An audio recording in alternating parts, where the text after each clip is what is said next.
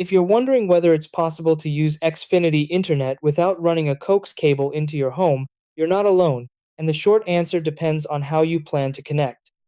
In a standard home setup, Xfinity delivers internet through a coaxial cable that connects to a modem or gateway, which then provides Wi Fi to your devices.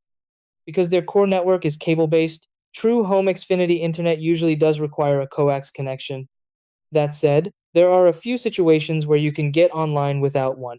Xfinity customers often have access to public Wi Fi hotspots, which let you connect without installing a coax line at home.